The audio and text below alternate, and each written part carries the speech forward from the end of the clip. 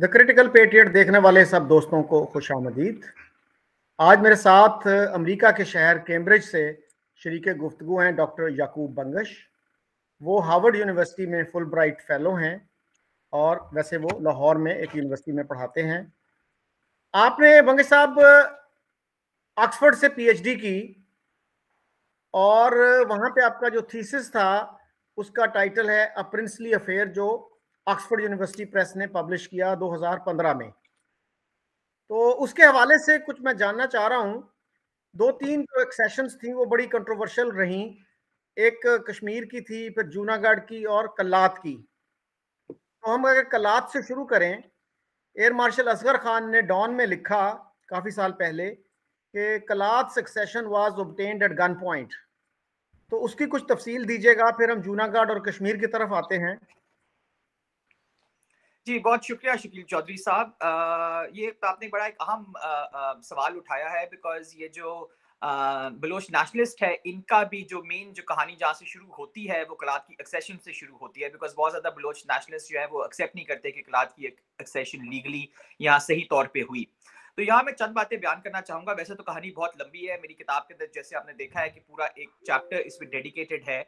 तो दो तीन अहम बातें मैं इसमें बयान करूं जो कि जरा इसको थोड़ा सा क्लियर करें। पहली बात तो यह है कि जो ब्रिटिश प्लान था, जो जिस तरह से ब्रिटिश इंडियन एम्पायर डिसॉल्व हुई, तो वहां एक प्रोसीजर इन्होंने अपनाया प्रिंसली स्टेट्स के लिए, जो था लैप्स ऑफ पैरामाउंसी उसको कहते थे।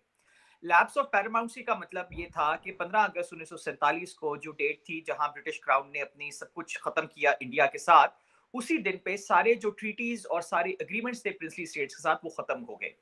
तो इसका लीगली ये मतलब हुआ कि बड़ी बड़ी रियासतें जिस तरह कलात थी, कश्मीर थी, हैदराबाद और छोटी छोटी रियासतें जो गुजरात के कोस्ट के ऊपर तो कुछ एकड़ की रियासतें थी, ये सारी टेक्निकली इंडिपेंडेंट होंगी, नोशनली इंडिपेंडेंट होंगी। प्रैक्टिकली स्पीकिंग तो इंडिपेंडेंस जरा मुश्किल थी असर्ट करना, बिकॉज इनके बहुत करीबी ताल्लुकात थे ब्रिटिश इंडिया के साथ, मगर लीगली टेक्निकल तौर पे ये इंडिपेंडेंट सारी रास्ते होगी। तो इसी तरह कलात भी 15 अगस्त 1947 को एक आजाद मुमलिकत के तौर पे रूनुमा हुई, और जो उनके जो अमीर थे मीर अहमद यार खान, उन्होंने इस तरह से उसको डिक्लेयर भी कर दिया कलात का इंडिपेंडेंस डे।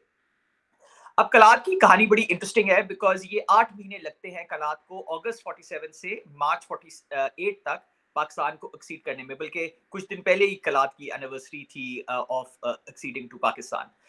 तो इसमें प्रॉब्लम क्या हुई, और जिस तरह एयर मार्शल असगर खान ने कहा कि जी एट द क्या कहते हैं, एट गन पॉइंट, वो उसको क्यों कहते हैं? वो इसलिए कहते हैं क्योंकि खान ऑफ कलात जो थे वो बड़े एम्बिशियस थे। उनका शौक था कि जी कलात किसी तरह से इंडिपेंडेंट रहे या किसी तरह से कोई ट्रीटी रिलेशनशिप हो पाकिस्तान के साथ। मगर इसके साथ साथ वो कायद आजम के भी बहुत करीबी थे और कायद आजम को अपना बड़ा भाई बोलते थे। तो उसमें प्रॉब्लम ये हुई कि वो कायद आजम को भी इनकार नहीं करना चाहते थे, मगर वो कलात के जो सरदार हैं उनको भी इनकार नहीं करना चाहते थे। तो उन्होंने क्या किया कि उन्होंने 1947 में अक्टूबर में उन्होंने एक हाउस ऑफ कॉमन्स और हाउस ऑफ लॉर्ड्स बना दिया कलात के अंदर, अचानक ही। मतलब इसके पहले कोई प्लान नहीं था, वो अचानक ही बना दिया। इलेक्शंस भी जरा बस करा दिए, मतलब जिस जिस जिस तरीके से इलेक्शंस आज भी सैडली बलूचिस्तान में होते हैं। और वहां फिर एक पार्लियामेंट इलेक्ट होगी जिसमें गौश बख्श बिजंजो साहब लीडर ऑफ द हाउस बन गए। प्राइम मिनिस्टर नहीं, बस लीडर ऑफ द हाउस, एक कंसल्टेटिव किस्म की उन्होंने बॉडी बनाई थी। तो जब उनके सामने ये मसला पेश किया गया पार्लियामेंट के सामने कि पाकिस्तान के साथ इलाहा किया जाए कि ना किया जाए, तो उन्होंने कहा कि नहीं जी, हमारे ख्याल में पाकिस्तान के साथ इलाहा ना किया जाए, बल्कि कोई ट्रीटी रिलेशनशिप पाकिस्तान के साथ की जाए। मगर यहाँ ये याद रखने की बहुत जरूरी बात है कि उस वक्त सिर्फ जो रूलर था उसके पास इख्तियार था एक्सेशन करने का या नहीं करने का, और कायद आज़म ने यही कहा कि भाई पार्लियामेंट आपकी जो आपने छोटी सी कल परसों बनाई है उसका जो भी व्यू है वो एक अलहदा बात है, मगर आप क्या चाहते हैं? आप चाहते हैं पाकिस्तान के साथ इलाहा करना, तो आप कर सकते हैं। तो ये बैक एंड फोर्थ कोई 5-6 महीने रही। उसके बाद कायद आजम जब सिबी दरबार में खान ऑफ कलात ने वादा किया कि पाकिस्तान के साथ एक्सीड करेंगे फरवरी 1948 में, और फिर बाद में गायब हो गए, तो उसके बाद कायद आजम ने कहा कि जी मैं इस शख्स के साथ नहीं डील करूंगा, अब ब्यूरोक्रेसी इसके साथ डील करेगी। ब्यूरोक्रेसी में एक बड़े जबरदस्त किस्म के बंदे थे, बड़े इंटरेस्टिंग किस्म के बंदे थे, colonel ASB Shah. He was from originally of course from the military. अब वो ब्यूरोक्रेट बन गए थे और सेक्रेटरी थे पाकिस्तान के जो स्टेट्स डिपार्टमेंट था उसके इवेंचुअली। तो कर्नल शाह ने खान ऑफ कलात से पूछा कि जी आपके साथ मसला क्या है, मतलब क्यों आप पाकिस्तान के साथ एक्सीड नहीं कर रहे? तो उन्होंने खान ऑफ कलात को कहा, खान ऑफ कलात ने कर्नल शाह को कहा कि जी मुझे तो पर्सनली कोई प्रॉब्लम नहीं है, मगर ये जो सरदार मेरे पास हैं वो अग्री नहीं करते, और अगर वो अग्री नहीं करते तो मैं उनकी इजाजत के बगैर पाकिस्तान के साथ इल्हाक नहीं कर सकता। तो colonel Shah called the bluff, so to speak, जिसको कहते हैं, कि कर्नल शाह ने फिर मार्च 1948 के शुरू में सरदारों से बात की कि जी आप पाकिस्तान के साथ इल्हाक करना चाहते हैं कि नहीं। और उसका रिजल्ट ये हुआ कि जब सरदारों को मरात वगैरह ऑफर की, तो 3 इंपॉर्टेंट जो सरदार थे बलोच कन्फेडरेसी के, नवाब ऑफ मकरान, खारान और क्या लसबेला। कहते हैं लसबेला, ये 3 जो है ये अग्री कर गए पाकिस्तान के साथ इल्हाक करने में। इनसे साइन करा लिया। अच्छा, जब ये खबर खान ऑफ कलात तक पहुंची तो खान ऑफ कलात बड़े नाराज हुए। तो कर्नल शाह ने कहा कि जी देखिए, आप खुद ही मुझे कह रहे थे कि मुझे इनसे एग्रीमेंट करनी है, तो मैंने सेपरेटली इनसे एग्रीमेंट कर ली। तो इन 3 की एग्रीमेंट के बाद, लसबेला, खारान और मकरान की एग्रीमेंट के बाद, कलात बिल्कुल एक छोटी सी लैंडलॉक्ड रियासत बन के रह गई थी। तो तब इनके पास कोई खास ऑप्शन नहीं था। फिर एक इंटरेस्टिंग एक खबर हुई कि लेट मार्च 1948 में एक खबर 26 मार्च को ऑल इंडिया रेडियो में शाया हुई कि Khan of Kalat has approached India to accede to India. जब ये खबर हुई और खान ऑफ कलात ने भी सुनी, तो सबका यही ख्याल हुआ कि भाई ये तो मेरे ख्याल में पाकिस्तान की या तो फौज आ जाएगी, बिकॉज ऑब्वियसली कलात का डायरेक्टली इंडिया के साथ लैंड कनेक्शन तो कोई था ही नहीं, and Pakistan would see it as a threat, specially since तब तक कश्मीर का एक मसला हो चुका था, कश्मीर में प्रैक्टिकली जंग जारी थी। तो जैसे ही खान ऑफ कलात ने ये बात सुनी, खान ऑफ कलात ने एक्सेशन डॉक्यूमेंट पाकिस्तान के नाम पे साइन कर दिया। तो इस तरह से इसका एक्सेशन हुआ। Yes, there was a threat of military action, मगर मिलिट्री एक्शन उस वक्त नहीं हुआ, बाद में हुआ, जब खान ऑफ कलात के जो भाई थे प्रिंस अब्दुल करीम, उन्होंने एक रिवोल्ट किया, मगर वो भी एक रिवोल्ट छोटा सा था। वो अब्दुल करीम और उनके कुछ साथी थे, कुछ 300-400, उन्होंने रिवोल्ट किया, वो अफगानिस्तान चले गए, फिर वो वापस आ गए, फिर वो पकड़े गए। So the military was eventually involve. मगर ये कि एक्सेशन की जो पूरी कहानी है, ये खान ऑफ कलात अहमद यार खान से शुरू होती है और वही खत्म होती है। उन्होंने कोशिश की कि कुछ और अग्रीमेंट निकले, कोई और चीज निकले, मगर खुद चूंकि वो नहीं कहना चाह रहे थे कि मैं नहीं चाहता, वो किसी और पे इल्जाम लगा रहे थे, नहीं जी पार्लियामेंट ने कहा है, नहीं जी और सरदार नहीं मानते। तो गवर्नमेंट ऑफ पाकिस्तान ने मतलब ट्रिक खेली। Government of Pakistan directly went to the sardars, उन्होंने कहा जी आपने हमारे साथ ज्वाइन करना है, हम आपको ये पैसे देंगे, हम आपको ये करेंगे, वो करेंगे। सरदारों ने अपना फायदा देखा, पाकिस्तान के साथ ज्वाइन कर लिया। तो the Khans bluff was called, और उस ब्लफ के नतीजे में इवेंचुअली उनको पाकिस्तान के साथ इल्हाक करना पड़ा। तो in a way not the cleanest of accessions, मगर in a way not also an illegal accession, because Khan of कलात ने कोई उनके सर पे गन नहीं किसी ने तानी हुई थी कि पाकिस्तान के साथ आप इल्हाक करें, उन्होंने किया। अच्छा, बंगे साहब ये बताइएगा कि गौस बख्श बजिंजो की एक तकरीर बहुत मशहूर है जो उन्होंने पार्लियामेंट में की, और जिसमें उन्होंने कहा था जी हम पाकिस्तान के साथ क्यों इल्हाक करें, अगर इस वजह से कि वो एक मुस्लिम कंट्री है तो ईरान भी मुस्लिम कंट्री है। तो बहरहाल, अच्छा आगे हम आते हैं जूनागढ़। तो पाकिस्तान में ये कहा जाता है कि कश्मीर हमें इसलिए मिलना चाहिए कि वो पार्टीशन का जो प्रिंसिपल था कि कंटिगुअस एरिया हो, मुस्लिम मेजॉरिटी हो, तो वो पाकिस्तान के साथ जाएगा। बहुत से लोग इससे इख्तिलाफ भी हैं। बहरहाल, अगर यही लॉजिक एक्सेप्ट की जाए तो फिर जूनागढ़ की जो एक्सेशन थी वो पाकिस्तान ने किस लॉजिक के तहत कबूल की? क्योंकि ना तो वो कंटिगुअस था पाकिस्तान के साथ और ना वहां की मेजॉरिटी मुसलमान थी। और उस पर आपको पता है कि एम्बेसडर शाहिद अमीन ने ये लिखा है अपनी किताब में कि इससे हमारा जो केस था कश्मीर पे वो इरोड हो गया। So how do you look at this situation? जी शकील साहब, जूनागढ़ का बड़ा इंटरेस्टिंग केस है, बिकॉज जो आप पहले बात कंटिगुअस की बात करें, ये ब्रिटिश इंडिया के लिए था कि ब्रिटिश इंडिया के जो कंटिगुअस मुस्लिम मेजॉरिटी एरियाज थे, they were supposed to come to Pakistan. रियासतें जिस तरह मैंने पहले कहा, 15 अगस्त 1947 के बाद they had full control to do whatever they wanted. मतलब जूनागढ़ अगर चाहती तो वो ईरान के साथ इल्हाक कर सकती थी, वो चाहती वो फ्रांस के साथ कर लेती इल्हाक। उससे मतलब जूनागढ़ एक आजाद मुमलिकत थी, जिस तरह से सारी प्रिंसली स्टेट्स 15 अगस्त को आजाद कंट्रीज बन गई। सो पहली बात तो है कि जूनागढ़ के पास पूरा इख्तियार था। अब जूनागढ़ पाकिस्तान का हिस्सा कैसे बनी? वो इसलिए बनी, वहां हमारे भुट्टोज का बड़ा अहम कनेक्शन है। सर शाहनवाज भुट्टो वहां दीवान थे, और सर शाहनवाज भुट्टो ने जो वहां के रूलर थे महाबत खान जी, उनको कन्विंस किया कि जी आप पाकिस्तान के साथ इल्हाक कर लें, बिकॉज अगर आपने इंडिया के साथ इल्हाक किया तो वो एक तो आपके साथ बदसलूकी करेंगे, और दूसरा उनको डराया कि उनके बहुत पालतू कुत्ते थे, बहुत ज्यादा, कोई 300-400 थे। उन्होंने कहा इन सबसे पहले तो इन्होंने पालतू कुत्तों को मार देना है आपके। और तीसरी बात ये है कि उन्होंने ये जो आपको लायंस का हंट करने का शौक है, बिकॉज जूनागढ़ में फॉरेस्ट बड़े थे और गिर लायन वहां का बहुत एक मशहूर था, कि जी आप ये हंटिंग बंद कर देंगे। तो नवाब साहब काफी डर गए अपने दीवान की बातों से और उन्होंने कहा कि जी चले हम पाकिस्तान के साथ एक्सीड कर लेते हैं। ये भी ख्याल रहे कि जूनागढ़ कोस्ट के ऊपर है तो उसका कोस्टल कनेक्शन जो वेरावल वहां पोर्ट है वो कराची से बहुत ज्यादा दूर नहीं है, कुछ घंटों के फासले पे ही है। तो मतलब बिल्कुल ही absurd आइडिया नहीं था। पाकिस्तान की साइड पे उन्होंने क्यों एक्सेप्ट किया? बिकॉज पाकिस्तान थॉट कि कश्मीर के साथ उल्ट होने वाला है। कश्मीर के अंदर एक हिंदू महाराजा है और पॉपुलेशन मुस्लिम है, यहाँ एक मुस्लिम रूलर है, पॉपुलेशन हिंदू है। तो अगर इंडिया बोलेगा कि जी जूनागढ़ हमें चाहिए बिकॉज पॉपुलेशन ज्यादा हिंदू है and they want to join Pakistan, तो हम इसका ऑपोजिट बोलेंगे कि जी देखिए कश्मीर के अंदर रूलर हिंदू है but the people want to join Pakistan. And result ये हुआ कि इंडिया ने कश्मीर भी पकड़ लिया और जूनागढ़ भी पकड़ लिया। तो ये हमारा बिल्कुल जो आप कह रहे हैं, शायद अमीन साहब ने बिल्कुल ठीक कहा कि ये एक बड़ी बैड बार्गेन थी। अब मगर आप देखें ना कि उस दिन उस जमाने में पहली बात तो है कि जूनागढ़ पहली एक रियासत थी that became a part of Pakistan. तो उस वक्त तक किसी रियासत ने एक्सीड भी नहीं किया था पाकिस्तान को। तो एक तो ये बड़ी अहम बात है कि वो एक पहली रियासत थी कि जिसने कहा कि चलो पाकिस्तान एक वाइबल मुल्क है, हम इसको एक्सीड भी करते हैं।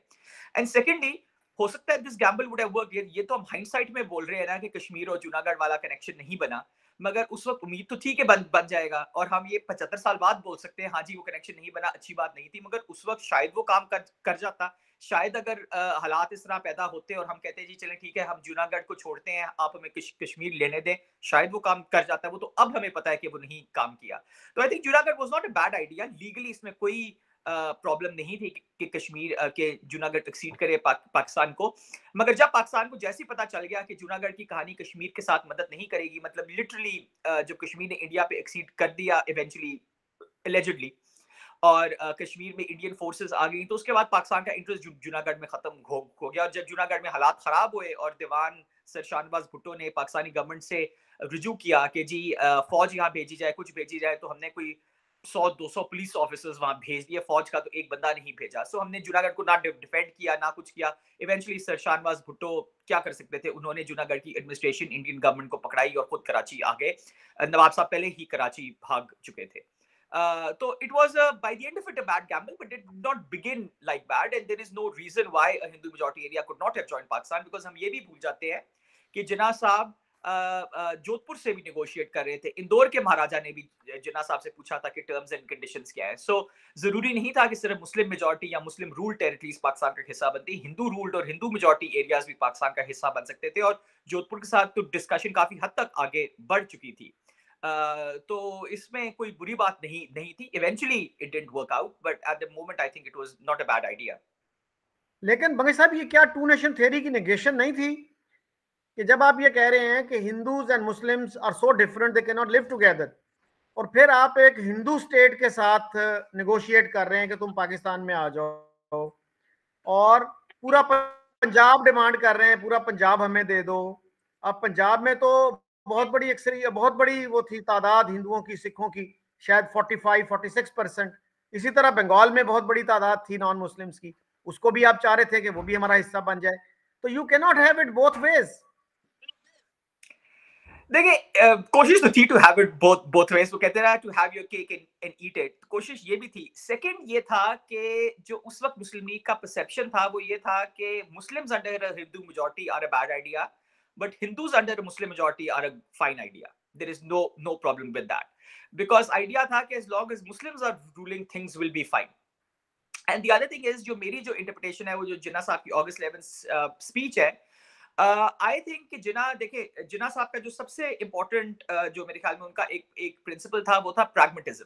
ठीक है, जब 11 अगस्त को जिन्ना साहब ने स्पीच दी तो पार्टीशन के बावजूद, मतलब ईस्ट और वेस्ट पंजाब हो चुका था, ईस्ट और वेस्ट बंगाल होने वाला था, मतलब दोनों पार्टीशन बाउंड्रीज बन गई थी, बस अनाउंस नहीं हुई थी। उसके बावजूद nearly 1/3 of the population of Pakistan would have been non Muslim. वो तो तब तक जो हिजरत वगैरह वो तो बाद में शुरू हुई, और 90% तो जो लोग ईस्ट और वेस्ट पंजाब या ईस्ट और वेस्ट बंगाल के गए हैं वो 15 अगस्त के बाद गए हैं। तो पाकिस्तान की पॉपुलेशन वैसे ही तकरीबन 1/3 नॉन मुस्लिम होनी थी। And Jinnah was very pragmatic in realising कि अगर आपने अभी भी टू नेशन थ्योरी की बात की तो ये 1/3 का आप क्या करेंगे? क्या वो फुल सिटीजन नहीं बनेंगे? क्या वो हाफ सिटीजन होंगे? किस टाइप के बंदे होंगे? तो इसलिए मेरे ख्याल में जिन्ना साहब का जो रीथिंक था कि Pakistan from the idea to Pakistan the reality, वो एक बहुत फर्क बात है। और इस तरह यहाँ आप देखें, मैं कोट करना चाहूंगा ये फैसल देवजी की जो किताब थी मुस्लिम ज़ायन, तो उसके अंदर बड़ा क्लियरली पता चलता है कि पाकिस्तान एक आइडिया था, पाकिस्तान का एक स्पेसिफिक जगह भी नहीं थी कि पाकिस्तान बनेगा कहाँ, बिकॉज ये इमेजिन हुआ अलीगढ़ में मगर बना कहीं कहीं कहीं और। तो ये एक आइडिया से रियलिटी के बीच में जो चेंज आता है ना, वो मेरे ख्याल में पाकिस्तान में आना शुरू हो गया था, और वो रियलाइज करना शुरू हो गए थे कि जी अगर टू नेशन थ्योरी को बिल्कुल ही आपने स्ट्रिक्टली लिया और लॉजिकल लिया, तो फिर तो पाकिस्तान को 100% मुसलमान होने के अलावा चारा नहीं है। मगर पाकिस्तान जब बना ही था तो 1/3 आपके नॉन मुस्लिम यहाँ थे। सो उसको अमेंड करना पड़ेगा और करना पड़ा। और जिन्ना साहब की जो अगस्त 11 की स्पीच है वो उसकी रिकग्निशन थी कि उसको अमेंड करना पड़ेगा। तो उसके साथ साथ उसी अंदाज में नॉन मुस्लिम रियासतें भी पाकिस्तान का हिस्सा बन सकती थी, बिकॉज वो एक आइडिया ऑलरेडी मेरे ख्याल में 11 अगस्त को जिन्ना साहब ने अमेंड कर दिया था। अच्छा, उसमें बंगश साहब बात यह है कि उन्होंने, ठीक है, 11 अगस्त की स्पीच में तो ये कह दिया कि you are all equal citizens with equal rights and obligations, और ये भी कह दिया कि religion will have nothing to do with the business of the state. और उस पे चौधरी खलीको जमान ने यही लिखा है अपनी ऑटोबायोग्राफी में कि he bade farewell to his two nation theory. लेकिन चौधरी मोहम्मद अली और दीगर जो लोग थे उस वक्त टॉप पोजीशंस पे, उन्होंने जिन्ना साहब को समझाया कि आप ये क्या कर रहे हैं, ये 11 अगस्त वाली तकरीर तो नेगेशन है जो आप 7 साल से कहते आ रहे हैं।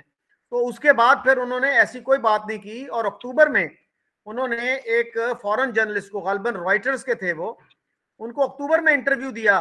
तो उसने टू नेशन थ्योरी के बारे में पूछा तो उन्होंने कहा कि two nation theory is not a theory, it is a fact. तो फिर उन्होंने एक पलटा खा लिया कि टू नेशन थ्योरी पाकिस्तान की बुनियाद थी, कि पाकिस्तान बनने का रीजन था।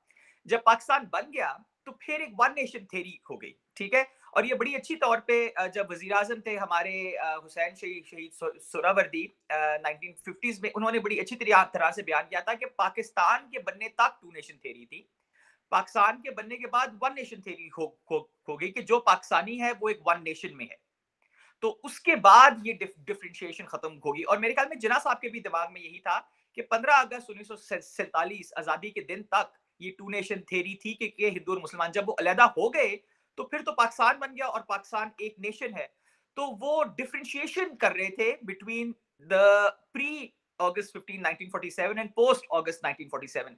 क्योंकि इसी तरह अगर आपको याद हो कि जब मुस्लिम लीग का इजलास हुआ कराची में दिसंबर 1947 में, तो जिन्ना साहब ने उसकी प्रेसिडेंटशिप से भी रिजाइन कर दिया, बिकॉज उन्होंने कहा मैं कम्युनल पार्टी का प्रेसिडेंट नहीं रह सकता, क्योंकि वो एक गवर्नर जनरल फिर एक थे एक मुल्क के, एक नेशन के। तो इसलिए उन्होंने वहां भी एक डिस्टिंक्शन की। तो मेरे ख्याल में जिन्ना साहब के ख्याल में 15 अगस्त के बाद जब पाकिस्तान बन गया था तो टू नेशन थ्योरी तो थी, मतलब दैट वाज अ फैक्ट, मतलब in his mind that was a fact, मगर वो पाकिस्तान बनने का रीजन था, पाकिस्तान बनने के बाद पाकिस्तानी जो है वो वन नेशन है। और ये डिस्टिंक्शन मेरे ख्याल में बड़े अफसोस के साथ बाकी लोगों को समझ नहीं आई। मेरे ख्याल में इवन लियाकत अली खान को भी नहीं आई समझ। बाकी तो आप लोग छोड़े, लियाकत अली खान, अब्दुल रब निश्तर वगैरह सारे बड़े हैरान और परेशान थे कि ये हुआ क्या है। मगर मेरे ख्याल में जिन्ना साहब के दिमाग के अंदर बहुत एक क्लियर एक था कि ये पाकिस्तान बनने तक ये थ्योरी है, उसके बाद तो एक नेशन ही है ना, चाहे मुसलमान है चाहे हिंदू है, पाकिस्तान के अंदर सारे एक है, यूनाइटेड इंडिया में एक नहीं है। तो it was kind of an amended theory, kind of a specific way of looking at it। मगर वो जिन्ना साहब का था, जिन्ना साहब का बड़ा एक स्पेसिफिक वे था to look at Islam also, जो हम आज जिसको इस्लाम कहते हैं या समझते हैं, जिन्ना साहब तो इस्लाम इस तरह से नहीं देखते थे ना। तो वो उनका एक व्यू था कि उनके ख्याल में इस्लाम जो बिल्कुल एक मॉडर्न किस्म का रिलीजन था, वो बिकॉज मॉडर्निस्ट इस्लाम में बिलीव करते थे। उनका ख्याल था जी Islam is compatible with all modern concepts. आज आप किसी बंदे से पूछें तो वो तो हैरान और परेशान हो जाए ये बात सुन के। और आपको याद है कि जिस तरह से सर सैयद ने भी कहा कि जी Islam is a very modern religion and you know try to interpret Islam in modern ways. तो सर सैयद को आज हम मार दें बिकॉज वो जो बातें कर रहे थे, तो वो जमाना ही फर्क था, लोगों के बड़े फर्क ख्यालात थे। बाद में हमने उन ख्यालात को रद्द कर दिया और उनके साथ आगे नहीं गए, मगर उनके दिमाग के अंदर वो ख्यालात बड़े क्लियर थे और बड़े कंसिस्टेंट थे। बहुत से लोग ये कहेंगे कि his position was full of contradictions, कि आप एक तरफ ये कह रहे हैं कि 10 करोड़ इंडिया के जो 10 करोड़ मुसलमान हैं वो एक कौम है, या तो आप ये कहते हैं कि भाई हम जो सेल्फ डिटर्मिनेशन है इस बेसिस पे चाह रहे हैं कि कुछ एरियाज में मुस्लिम्स की मेजॉरिटी है, वहां पे हम चाह रहे हैं। उन्होंने ये नहीं कहा, उसकी नेगेशन भी की एक स्पीच में 40s में, कि हम इस बेसिस पे नहीं चाह रहे कि कुछ इलाकों में हमारी अक्सरियत है, हम तो इस वजह से चाह रहे हैं कि हम 10 करोड़ मुसलमान एक सेपरेट नेशन हैं और हमारा कल्चर और है, हमारा म्यूजिक और है, और पता नहीं क्या कुछ ना उन्होंने कहा। बहरहाल कश्मीर की हम बात करें अगर, तो कश्मीर पे तो सरदार पटेल की एक वेल एस्टेब्लिश्ड ऑफर है कि आप हैदराबाद दक्कन से दस्तबरदार हो जाएं, कश्मीर ले लें। और सरदार शौकत हयात ने जो लिखा है अपनी बुक में कि मैं लियाकत अली खान के पास गया और मैंने कहा जी ये अच्छी ऑफर है तो इसको एक्सेप्ट कर लीजिए, तो उन्होंने कहा शौकत तुम मुझे पागल समझते हो कि मैं हैदराबाद दक्कन जैसी बड़ी रियासत छोड़कर कश्मीर की चंद पहाड़ियां ले लूं। एक्सचेंज है, ये बड़ी दफा मैंने सुना है और बहुत और जगह से भी सुना है, बट मेरे ख्याल में it does not make too much sense. पहली बात तो ये है कि Sardar Patel was in a very powerful position at that time, तो मुझे हैरानगी है कि सरदार पटेल इस तरह की ऑफर करें भी। पहली बात ये। सेकंड, इसमें जो नुक्ता मैं बयान करूंगा कि हैदराबाद कभी पाकिस्तान में जम होना ही नहीं चाहता था। हैदराबाद का इंटरेस्ट ही कोई नहीं था पाकिस्तान में, बल्कि निजाम ऑफ हैदराबाद तो समझते थे कि हैदराबाद पाकिस्तान को पाल रहा है, बिकॉज हैदराबाद ने लोन्स दिए हुए थे पाकिस्तान को। तो ये कहना कि पाकिस्तान की वजह से इंडिया हैदराबाद को ऑक्यूपाई नहीं कर सकता था, ये एक बड़ी गलत बात है। पाकिस्तान ने क्या हैदराबाद को सपोर्ट किया? थोड़ा बहुत जो क्या कहते हैं थ्रू एयरवेज, और वो भी उनके पर्सनल कनेक्शंस की वजह से पाकिस्तान की तरफ से कुछ इमदाद गई थी जब ब्लॉकेड बहुत बुरा हो गया था। मगर पाकिस्तान ने ना वहां फौज भेजी, पाकिस्तान ने ना कुछ हैदराबाद के लिए प्रैक्टिकली किया। तो ये कहना कि पाकिस्तान कुछ कर सकता था और पाकिस्तान की वजह से इंडिया हैदराबाद पे हमला नहीं कर रहा था, ये मेरे ख्याल में गलत होगा। थोड़ा बहुत जो पाकिस्तान की मॉरल सपोर्ट थी वगैरह वो वहां थी, मगर इंडिया को उस वक्त उस मॉरल सपोर्ट का कोई फर्क नहीं पड़ता था। इंडिया वाज वो, मैंने तो इसके बारे में बड़ा स्ट्रिक्टली आर्ग्यू किया है कि जो मॉडर्न इंडिया है, जो भारत जब इन्होंने बनाया है आजादी के बाद, that was the most violent government that was ever created in modern history in India. कि अंग्रेजों ने जो वायलेंस किया है वो भी इसके सामने कुछ नहीं है। जिस तरह से इन्होंने जबरदस्ती हैदराबाद पे अटैक किया, जिस तरह से इन्होंने जूनागढ़ को ऑक्यूपाई किया, जिस तरह से और प्रिंसली स्टेट्स, ट्रावनकोर आजादी चाहता था जो आज साउथ में केरला की रियासत है, वहां के जो दीवान थे सर सीपी रामास्वामी अय्यर, उनको स्टैब किया गया, वो तकरीबन मरने वाले हो गए थे क्योंकि वो आजादी चाहते थे।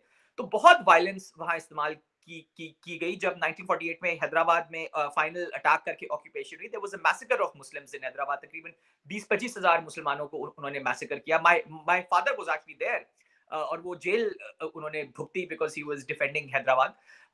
तो ये वायलेंस जो था ये इंडियन रियासत ने करना ही था। पाकिस्तान सपोर्ट हैदराबाद को करता कि ना करता, ये इवेंचुअली ये वाला वायलेंस होना था, बिकॉज जो मॉडर्न इंडिया की जो रियासत थी वो एक बड़ी वायलेंट और एक बड़ी इस तरह की रियासत थी जो सेंट्रलाइज गवर्नमेंट चाहती थी। तो पाकिस्तान का रोल हैदराबाद की कहानी में बहुत कम है। ये हमने बाद में जरा इस पे सोचा हुआ है और थोड़ा सा उसको एग्जैजरेट किया हुआ है, मगर मेरे ख्याल में बहुत कम है और हम कुछ कर भी नहीं सकते थे। हमारे इस तरह के हालात थे ही नहीं, हम तो हैदराबाद से पैसे मांग रहे थे, लेट लोग हैदराबाद को मदद करने की पोजीशन में होते। अच्छा, ये जो ऑफर है पटेल की, ना सिर्फ सरदार शौकत हयात ने ये लिखा है, इवन चौधरी मोहम्मद अली जो बाद में प्राइम मिनिस्टर बने, उनकी जो बायोग्राफी है, ऑटोबायोग्राफी, उसमें उन्होंने ये जिक्र किया है। फिरोज खान नून ने अपनी बायोग्राफी में जिक्र किया है, और एजेके के जो पहले प्रेसिडेंट थे सरदार इब्राहिम, उन्होंने इसका जिक्र किया है। तो you can not really wish it away by saying कि जी आपने नहीं सुना इसका। नहीं, मैंने सुना हुआ है। मैं ये कह रहा हूँ कि मैंने सरदार पटेल के पेपर्स में ये नहीं देखा। बाकी तो बहुत लोगों ने शुरू से कह रहे हैं, बट मेरे ख्याल में सरदार पटेल की कितनी सीरियसनेस थी बिहाइंड दिस, अगर उन्होंने कहा भी है, I am not quite sure. Because वही मैं प्रैक्टिकली जो मैंने बयान किया ना, कि अगर सरदार पटेल ने ये कहा तो पाकिस्तान क्या हैदराबाद के लिए ऐसा कर रहा था कि Sardar Patel wanted Pakistan to back off. मतलब मॉरल सपोर्ट ही हम कर रहे थे ना, और हम क्या कर रहे थे? तो ये कि कभी किसी ने बयान नहीं किया, ना चौधरी मोहम्मद अली ने, ना फिरोज खान नून, ना किसी ने, कि भाई हम कर क्या रहे थे जो इंडिया कह रहा था कि बैक ऑफ। या तो होता ना कि हैदराबाद जिस तरह जूनागढ़ ने इल्हाक किया था पाकिस्तान के साथ, तो हैदराबाद भी इल्हाक करना चाहता, उसका तो कोई क्वेश्चन था ही नहीं। जो निजाम थे वहाँ उन्होंने क्लियरली कहा था कि देयर इज नो चांस कि हम पाकिस्तान के साथ कभी इल्हाक करेंगे। तो मॉरल सपोर्ट ही थी, जो कि मेरे ख्याल में इतनी सीरियस किस्म की सपोर्ट नहीं थी। और जिस तरह से जूनागढ़ में हुआ कि उन्होंने जूनागढ़ भी ले लिया इंडिया ने, तो अगर सरदार पटेल ने ये कहा भी, और अगर लेट्स अस्यूम के पाकिस्तान बोलता हाँ हाँ चलें ठीक है, we will back off from Hyderabad, हमें कश्मीर दे दें, तो मुझे नहीं लगता कि सरदार पटेल इस तरह की शख्सियत है कि वो हमें कश्मीर लेने देते। तो सरदार पटेल को हमने काफी एक बड़ा फेयर किस्म का वो इसमें ब्रोकर वो दिखा रहे हैं। नहीं, मसला ये है ना कि आपके पास एक ऑप्शन था, आपको एक प्लेट में रख के मिल रहा था, आपने उसको भी रिजेक्ट कर दिया। ऑफर, और बहुत सारे लोग आपके ये मान रहे हैं कि यार ठीक है, ये ऑफर है, एक्सेप्ट कर लो इसको। सरदार शौकत हयात तो खुद कश्मीर कमेटी के चेयरमैन थे, उन्होंने इस्तीफा दिया उस कमेटी से फौरन, तो कश्मीर की अहमियत का अंदाजा ही नहीं है। So he was so fed up with it. इसी तरह से सरदार इब्राहिम, उन्होंने इस चीज को सीरियसली लिया। लियाकत अली खान ने सरदार इब्राहिम, उनका हाँ जी बहुत अच्छी ऑफर है, ये एक्सेप्ट कर लीजिए। तो why did you call the bluff? This was an excellent opportunity. मुझे तो मतलब इसमें बहुत कम शक है कि Sardar Patel would have kept it, मतलब kept this offer, because the other thing is कि ये अगर ऑफर सरदार पटेल, देखे ना इसके अंदर पेचीदगियां काफी हैं। पहली बात तो ये है कि ये मेरे ख्याल में ब्लफ ही था, कोई खास इसमें इसके आगे कुछ था नहीं। सेकेंडली, सरदार पटेल किस हैसियत से ये ऑफर कर सकते थे? Because the main reason why India was so interested in Kashmir was the fact that the Prime Minister of India was from Kashmir, Jawaharlal Nehru Sahab. So to think that Patel would have convinced Nehru to drop Kashmir, that is very very hard to believe. मतलब मुझे तो ये बहुत हैरानगी होती है, because अगर आप याद रखें कि जुलाई 47 में सिर्फ एक जगह एक दफा माउंट बैटन कहीं जाता है दिल्ली से आगे, वो जाता है Kashmir, you know, to convince the maharaja. So Nehru तो इतना कश्मीर को चाह रहा था कि वो माउंट बैटन को उसने आगे पुश किया हुआ था कि जी कश्मीर को बोलें कि पाकिस्तान के इंडिया के साथ इल्हाक करे। तो सरदार पटेल का नेहरू को कन्विंस कर लेते कि कश्मीर को ड्रॉप कर ले, आई would be very very very shocked. So yes, they could have, again देखे ना, हाइंडसाइट है कि हम कह रहे हैं ओ जी सरदार पटेल साहब का ब्लफ कॉल कर लेते। Probably at that time, Liaquat Ali Khan and Jinnah and everyone else thought that this was not even a serious offer, and therefore there was no reason to engage with it. और मेरे तो ख्याल में मतलब serious offer कभी थी नहीं। Again वही वो हाइंडसाइट में है ना, अगर हम ये कर लेते, वो काउंटर फैक्चुअल्स है ना, अगर ये हो जाता तो देखिए कुछ और भी हो जाता।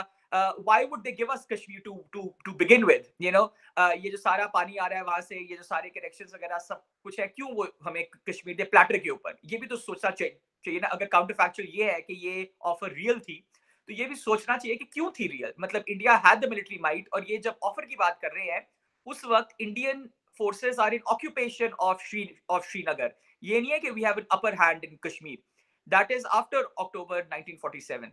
तो वो क्यों ऑफर कर रहे हैं? ये इसमें कोई रियलिटी है, कुछ है, ये हमने देखा नहीं।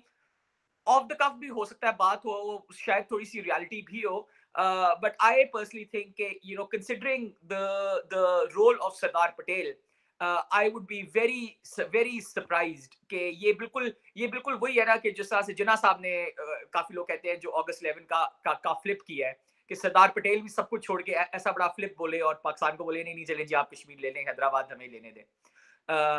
तो you know, and by the end of it देखिए रियलिटी क्या हुई, दे टुक बोथ। सो या तो हो ना, हमने एक ले लिया होता और वो कहते हैं आप एक्सचेंज कर लें, तो by the end of it India took both Hyderabad and Kashmir. तो वो मतलब जो वो लॉजिक नहीं आ रही समझ इसके पीछे। वो आई थिंक हमारी होप है ना, बिकॉज देखिए सारी मेमोइर्स जो हैं ये आफ्टर द फैक्ट लिखी गई हैं, तो हमारी होप थी कि शायद ये तरकीब काम कर जाती। अगेन 100% तो नहीं होता कि नहीं काम करेगी, हो सकता है 5-10% चांस जरूर होता कि ये काम कर जाती, मगर उस वक्त नहीं फिर लोगों के ख्याल में था। लेकिन सर उस वक्त के जितने भी लोगों ने ये लिखा है, किसी ने ये नहीं लिखा कि सरदार पटेल की ये ऑफर जो थी वो सिंसियर नहीं थी और वो ब्लफ कर रहा था। तो मतलब हमारी लीडरशिप में इतना शऊरी नहीं था कि वो ये सोचते कि यार this is a good offer, let's call this bluff. किसी ने ये नहीं कहा कि ये एक ब्लफ थी और हमें इस ब्लफ को कॉल करना चाहिए। तो they couldn't make up their mind. Leadership का अपना नहीं पता था कि हो क्या रहा है। मतलब आप ये भी तो देखे ना कि हमारी जो लीडरशिप थी, मैं अक्सर ये बयान करता हूँ, आधी तो हमारी कैबिनेट जो थी वो उन सीट्स पे इलेक्ट हुई थी जो इंडिया में रह गई थी। मतलब खुद लियाकत अली खान साहब की सीट इंडिया में थी, जिन्ना साहब की सीट इंडिया में थी। तो हमारे तो और बड़े मसाइल थे, हमें तो इलेक्ट भी इन सबको होना था पाकिस्तान से कहीं ना कहीं से। सो हमारे तो बड़े बेसिक किस्म के मसाइल थे, हमें बाउंड्री नहीं पता था 2 दिन के लिए कहाँ है, हमारे पास गवर्नेंस के टूल्स नहीं थे। तो आई थिंक उस जमाने में मतलब यू नो ये वही है ना कि आफ्टर द फैक्ट हर एक ने कहा कि हाँ जी बड़ी ये वो सीरियस मैटर है। आप उस वक्त के न्यूज़पेपर्स मैंने तो देखे हुए हैं, मैंने अभी रिसेंटली डॉन, ट्रिब्यून और सिविल मिलिट्री गजेट का पूरा 47-48 के शुमारे देखे हैं। किसी ने भी ये बयान नहीं किया कि ये बड़ी सीरियस किस्म की ऑफर थी। मतलब यू नो, सो ये आफ्टर द फैक्ट है कि 15 साल बाद 20 साल बाद बहुत कुछ इंपॉर्टेंट वो लगता है, जो उस जमाने में नहीं इंपॉर्टेंट लगता। और ये अगर आप आर्काइव्स में देखें किसी भी कैबिनेट ऑफिस की फाइल में ये सीरियसली ये मेंशन नहीं हुआ।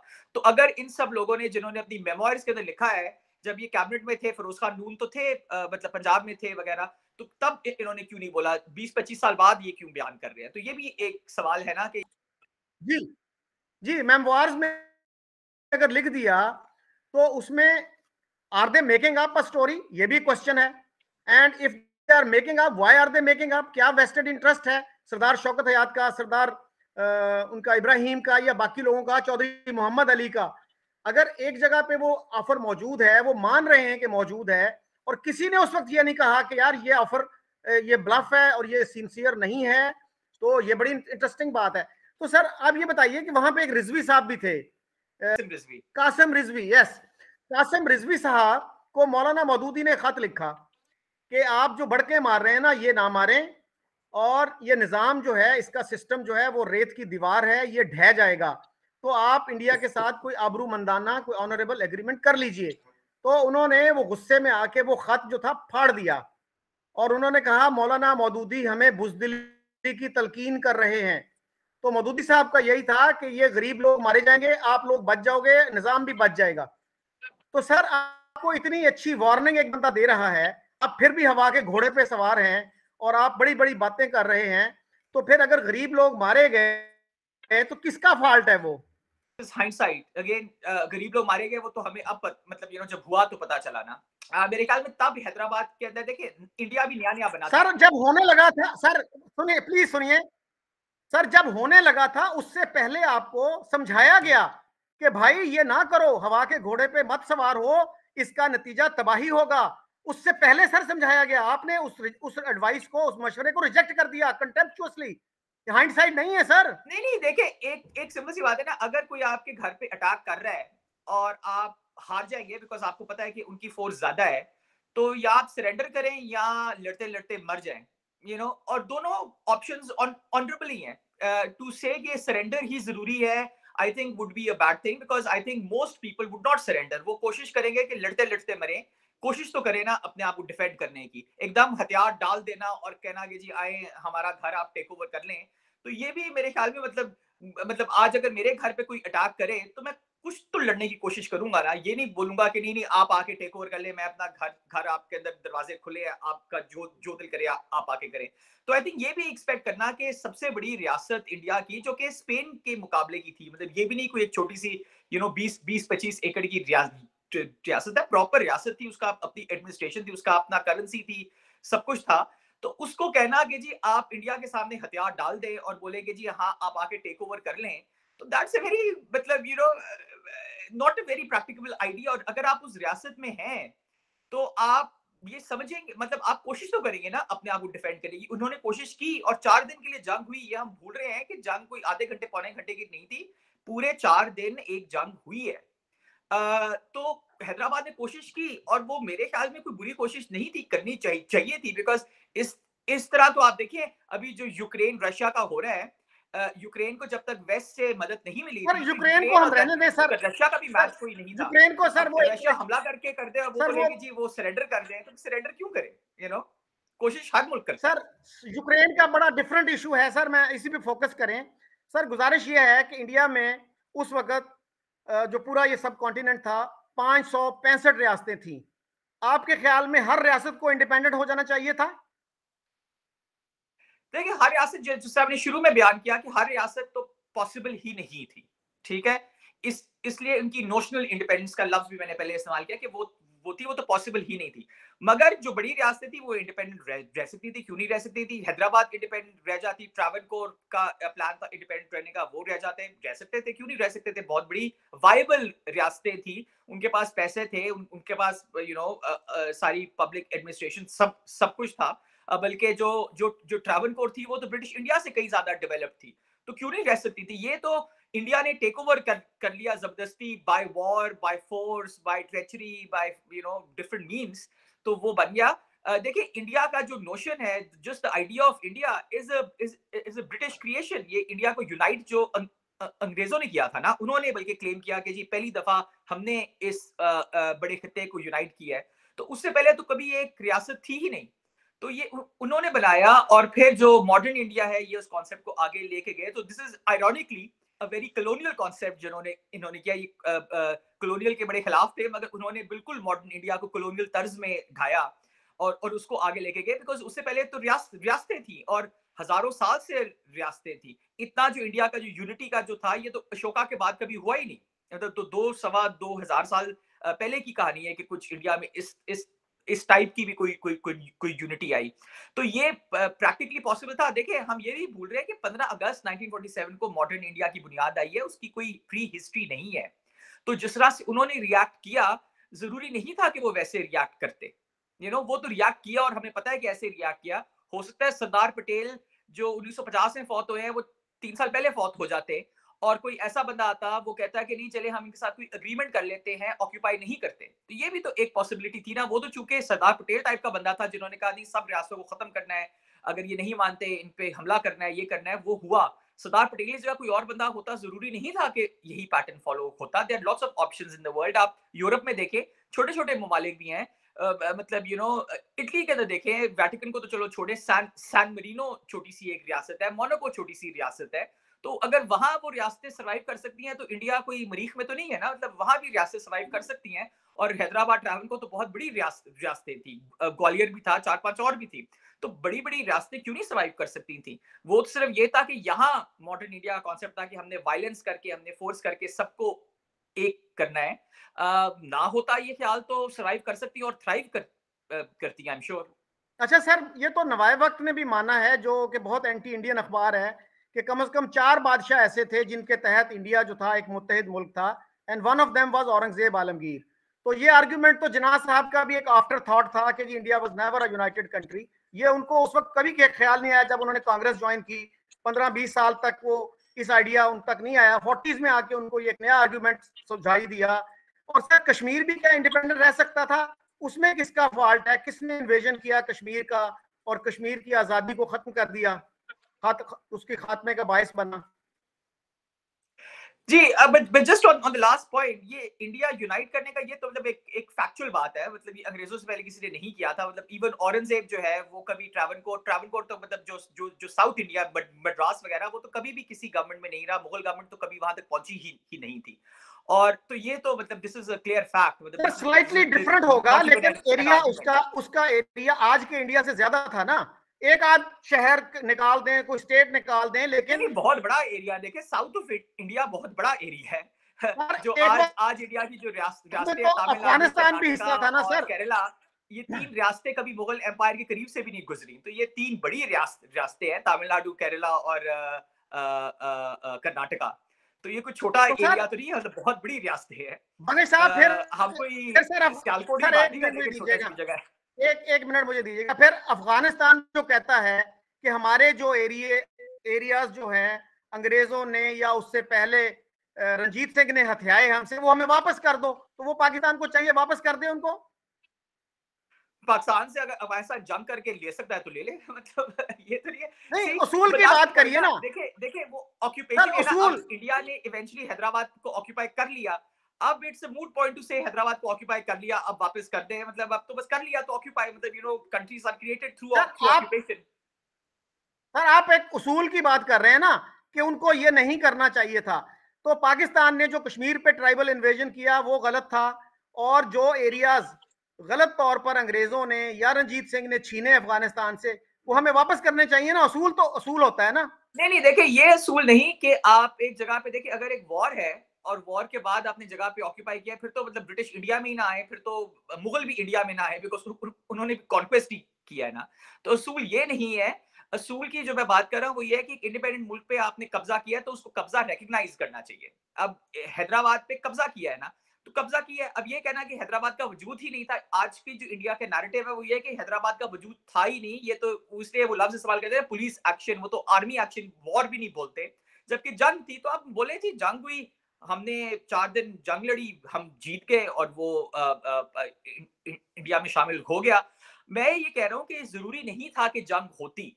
ठीक है, इन द सेम वे अगर रंजीत सिंह ना होता तो शायद बैटल ऑफ जमरोद ना होती।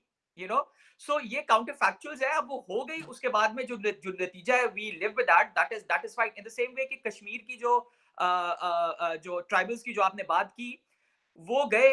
हमारा ख्याल था इनिशियली कि that's a very good idea कि कश्मीर में ट्राइबल्स जाए, वो शायद इनफॉर्मली कश्मीर को टेक ओवर कर ले। That backfired, you know at that time some people must have thought it was a good idea that was planned by the government of Pakistan। ये बल्कि अगर आप सर जॉर्ज कनिंघम के papers देखें जो तब गवर्नर थे, तो उनको क्लियरली आके सिकंदर मिर्जा साहब ने बताया कि ये हमारी ही प्लानिंग से जा रहे हैं लोग। तो जब ये लोग गए तो हमारी प्लानिंग थी कि शायद इस तरीके से कश्मीर में प्रेशर डाल के वो पाकिस्तान का हिस्सा बन जाए। That backfired and the Maharaja by the end of it signed over for India. तो हो सकता है ऐसे ना होता, हो सकता है महाराजा प्रेशर में आगे पाकिस्तान में साइन कर देता जो इनिशियल प्लान था। वो तो ये है ना कि हम बहुत दफा बैक बैक हाइंडसाइट को चेक करके बोलते हैं जी इस तरह नहीं हुआ, मगर दूसरा ऑप्शन भी तो था ना। इमेजिन करें फॉर एग्जांपल कि जब कश्मीर में ट्राइबल्स गए, वो बारामूला तक पहुंच गए थे, वहां बारामूला में उन्होंने जाके लूट मार शुरू कर दी। लेट से वो लूट मार ना शुरू करते, लेट से वो कश्मीर की एयरफील्ड पे टेक ओवर कर लेते और पाकिस्तान उनको कोई मिसाइल भेज देता या चले एक टैंकी भेज देता या कोई एक थोड़ी सी हेल्प कर देता और कश्मीर की एयरफील्ड पे वो काबिज होते, तो इंडिया से जो कश्मीर में एयरलिफ्ट हो रहे थे फोर्सेस, वो लैंड ही ना कर सकते। तो काउंटर फैक्चुअल तो ये भी है ना, मतलब वो 6 किलोमीटर की दूरी पे थे, वो तो अब हमें पता है कि 6 किलोमीटर की दूरी पे थे, उन्होंने लूटमार शुरू कर दी, वो एयरफील्ड तक पहुंच नहीं सके, इंडियन फोर्सेस लैंड कर गई, ये हो गया वो हो गया। अगर ये ना होता, अगर थोड़ा सा डायरेक्शन चेंज होता, अगर थोड़ा सा लूटमार वो ना करते, अगर वो एयरफील्ड को टेक ओवर कर लेते, तो इंडियन फोर्सेस कैसे करती लैंड, सर मेरा तो क्वेश्चन डिफरेंट ये सर मेरा क्वेश्चन डिफरेंट है कि क्या ये मॉरली जो था गलत था या दुरुस्त था ट्राइबल्स को भेजना, यानी अगर वो बहुत गलत था। मतलब देखिए ये गलत था बिकॉज इस तरह से फोर्स करके कश्मीर को पाकिस्तान का हिस्सा बनाना गलत था। इनको क्या चाहिए था कि इनको महाराजा से डायरेक्टली निगोशिएट करते और उसको टर्म्स देते जो इंडिया से बेहतर थी। ये हमने कभी नहीं कोशिश की। हमने एक और तरीके की कोशिश की which again failed, but some people thought कि it would work, it could have work. जो मैं पहले बयान कर रहा हूं, अगर थोड़ा सा डायरेक्शन इनका चेंज होता, लूटमार ना करते, तो इट कुड हैव वर्क। मगर जो आइडियल था वो ये था कि आप महाराजा से निगोशिएट करें और महाराजा को बेहतर टर्म्स दें एज कम्पेयर टू इंडिया, और तब चांस होता कि महाराजा शायद पाकिस्तान को ज्वाइन करता। हमने निगोशिएशन प्रॉपर्ली उसके साथ नहीं की, उसको टर्म्स लिख के नहीं दिए, हम भी वैसिलेट करते रहे कि नहीं ये मगर हम ये क्यों कर रहे थे, बिकॉज हमें वैसे नहीं पता था पाकिस्तान में हो क्या रहा है। बल्कि यहाँ वो एक एनेक्डोट मुझे आता है याद कि 48-49 में हमारे सर इकरामुल्लाह थे फॉरेन सेक्रेटरी, तो उन्होंने फॉरेन ऑफिस के अंदर एक फाइल का पता कराया कि जी ईस्ट पाकिस्तान में एक थी खासी हिल स्टेट्स असम के साथ। तो उन्होंने कहा ये खासी हिल स्टेट्स ने हमें खत लिखा था 47 में कि हमने पाकिस्तान को ज्वाइन करना है। तो उनका खत कहाँ गया, हमने जवाब दिया कि नहीं दिया। वो साल 2 बाद पता चला कि जी उनको हमने जवाब ही कोई नहीं दिया था। तो जब उनको कांटेक्ट किया तो पता चला जी उन्होंने कहा हम तो आपके जवाब का इंतजार कर रहे थे, जब आपका जवाब कुछ महीने के लिए नहीं आया तो हमने इंडिया के साथ इल्हाक कर लिया। तो हमारे तो ये हालात थे कि वो खासी हिल स्टेट हमें ज्वाइन करना चाह रही थी, हमने उनका खत का जवाब ही नहीं दिया। तो हमारे तो ये हालात थे उस वक्त। So decisions were not taken properly, decisions were wrongly made, but ये वही है ना कि this all goes back to the fact कि was it a right idea to make Pakistan at that time और नॉट वगैरह। मगर वो बन गया ना, अब वो हम क्या कर सकते। इफ अगर हमारे पास कोई सीक्रेट बॉल होता to see, I am quite sure कि अगर जना साहब आज जिंदा होते, स्पेशली अगर आज जिंदा होते, तो रिग्रेट ही करते कि हो क्या रहा है और क्यों बनाया पाकिस्तान। मगर उस वक्त वो नहीं कर रहे थे, बिकॉज उनका ख्याल था कि एक्स वाई जेड हो जाएगा, वो हुआ एबीसी। अब क्या करें। अच्छा सर, हैदराबाद दक्कन का जो सिस्टम था वो कितना फेयर था? कुछ लोग ये कहते हैं कि वहां पे हिंदुओं के खिलाफ बड़ी डिस्क्रिमिनेशन होती थी और मुसलमानों को दूर दूर से, पंजाब से, यूपी से ले जाके वहां पे अच्छे अच्छे ओहदे दिए जाते थे।